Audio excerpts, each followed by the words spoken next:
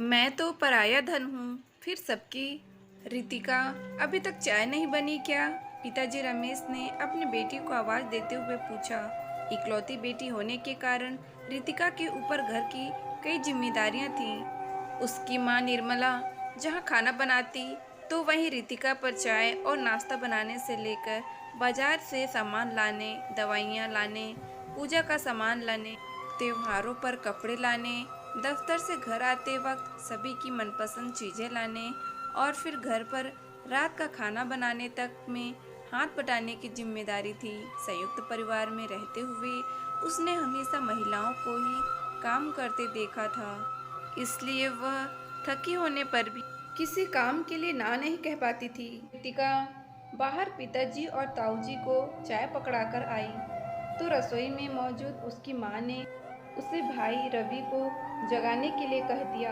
वह रूम की तरफ बढ़ी ही थी कि पीछे से ताई जी ने भी अपने बेटों मनीष व केशव को जगाने के लिए उससे कह दिया।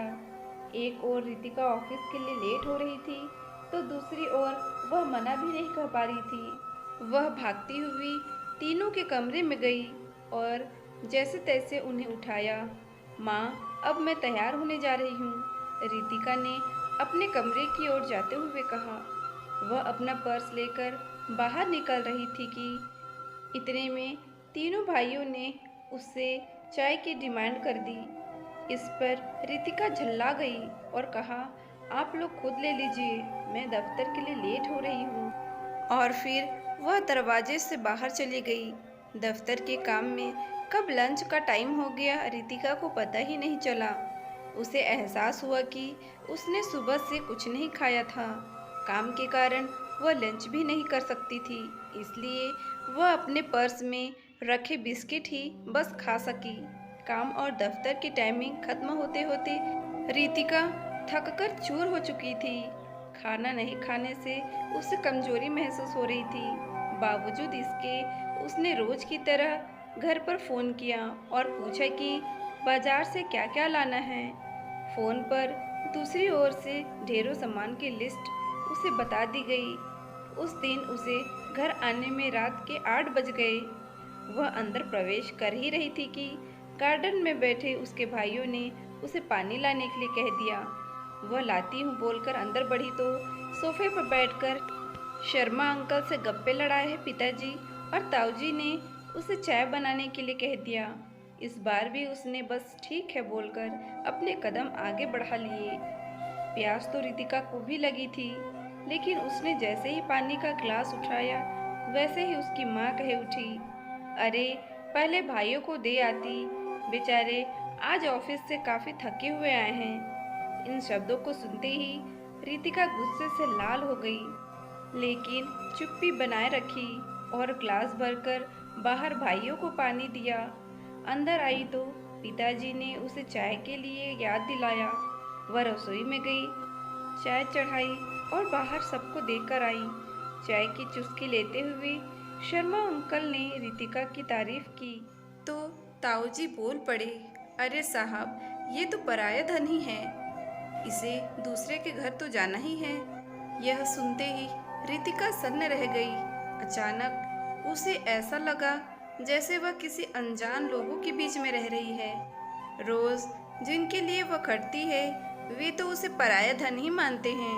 गुस्से और कमजोरी से उसका सिर घूमने लगा और उसे अचानक याद आया कि उसने न तो आज खाना खाया था और न ही अब तक पानी पी पाई थी।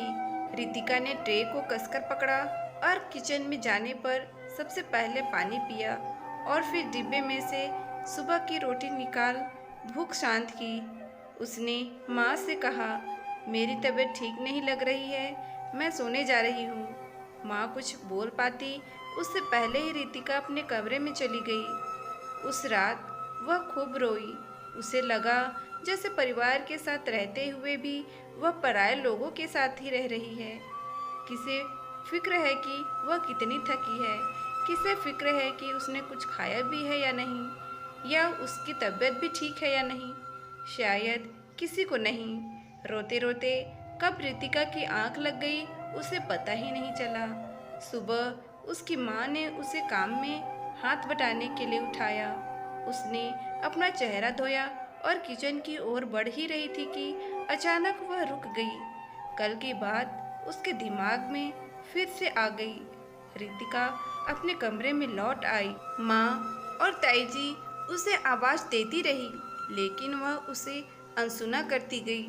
थोड़ी देर बाद वह किचन में गई और बिना कुछ बोले अपने लिए चाय बनाने लगी। इतने में पिताजी ने उसे चाय पिलाने के लिए आवाज लगाई। इस बार भी रितिका ने कोई जवाब नहीं दिया। वह अपने कमरे में गई, सुकून से चाय पी और फिर तैयार होकर दफ्तर चली गई। दफ्तर का काम खत्म कर वह घर पहुंची तो घरवाले हैरान रह गए, क्योंकि उन्हें तो काफ़ी सारा सामान मंगवाना था और सबकी समोसे की भी इच्छा थी। सभी इसी भरोसे बैठे थे कि रितिका को फ़ोन कर मंगवा लेंगे। माँ ने उससे सवाल किया, तूने आज फ़ोन क्यों नहीं किया? पता है कितना सामान मंगवाना था। वह बिना कुछ कहे अपने कमरे की ओर बढ़ने लगी तो पिताजी झल्लाते हुए बोले, तू आज बहरी हो गई है क्या? सुबह से देख रहा हूँ तेरे नाटक। रितिका ने पलटते हुए तपाक से कहा, मैं तो पराया धन हूँ ना, फिर सबकी जिम्मेदारियाँ मुझ पर क्यों? अब इजाज़त हो तो पानी पी लूँ, सुबह से कुछ नहीं खाया पिया है। यह कहते हुए वह आगे बढ़ गई। इस बार सन्न होने की बारी बाकी पूरे परिवार की थी। वे सब किचन में खड़ी रितिका को देखते और फिर एक दूसरे की शक्ल देखते। पहली बार उन्हें एहसास हो रहा था कि उन्होंने क्या गलती किया है। जो बेटी पूरे घर की जिम्मेदारी अपने कंधों पर लेकर चल रही थी, उससे तो कभी किसी ने पूछा ही नहीं कि वह कैसी है और क्या चाहती है। अगले दिन रितिका को किसी ने नहीं उठाया। अलार्म बजा तो उसकी नींद खुली। वह झट से तैयार हुई और बाहर को जाने लगी। माँ ने पीछे से आवाज़ देते हुए उसे लंच पकड़ाया और कहा, समय से खा लेना, तेरी फेवरेट भिंडी बनाई है। बाहर गई तो शर्मा अंकल ने मजाकिया लहजे में कहा, और पराया धन कब विदा हो रही है? वह कुछ कहती उससे पहले पीछे से उसके पिताजी बोल पड़े, जब उसका मन चाहेगा। ये घर उसका है और परिवार भी। शादी कब होगी और कब नहीं और किससे होगी, यह फैसला उसी का है। बेटी है मेरी, अपने अनुसार फैसला लेगी। रितिका ने अपने पिताजी के चेहरे को देखा तो उनकी आंखों में उसे अपने लिए गर्व नजर आया। उसकी आंखें खुशी से नम हो गई और वह भागकर अपने पिताजी के गले लग गई। तो दोस्तों, इस कहानी से आपको क्या सीख मिली हमें कमेंट बॉक्स पर ज़रूर बताएं। और इसी तरह की पारिवारिक स्टोरी सुनने के लिए, देखने के लिए हमारे इस चैनल को लाइक करें और अच्छी लगे तो सब्सक्राइब करें। Thank you.